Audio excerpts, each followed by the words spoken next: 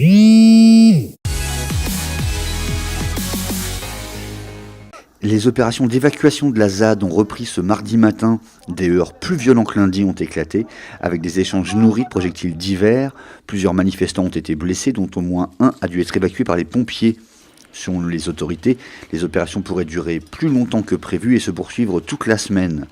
Plusieurs rassemblements de soutien ont eu lieu dès lundi soir à travers la Bretagne, notamment à Morlaix, Quimper et Rennes. Incroyable découverte dans les égouts de Tréguier dans les Côtes-d'Armor fin février, mais on vient de l'apprendre. Plusieurs dizaines de bagues, broches, chaînes et autres bijoux. Et pour l'instant mystère, la gendarmerie en ignore les propriétaires. Elle a donc mis en ligne leurs photos sur gendarmerie.tréguier.blog.free.fr et en appelle au public.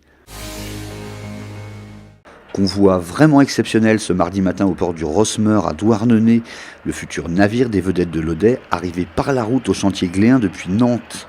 Une superstructure tellement imposante qu'il a fallu démonter le mobilier urbain sur son parcours. Son aménagement va pouvoir commencer pour une livraison prévue avant l'été. 15 photos de mer signées du Brestois Ewan Le Bourdet vont être mises aux enchères ce jeudi soir au ministère des Affaires étrangères à Paris. Le produit de la vente est destiné aux orphelins et blessés de guerre. Prix de la table 6 000 € et l'auteur espère en moyenne 5 000 € par photo. Les plus grands industriels français, dont Hermès, LVMH ou Naval Group, sont conviés.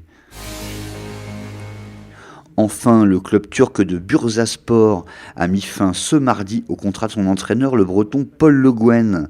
La patate de Pincran, c'est son surnom, avait rejoint Bursa en juin 2017 après plusieurs expériences sur le banc, dont le Stade Rennais, le PSG et l'Olympique Lyonnais.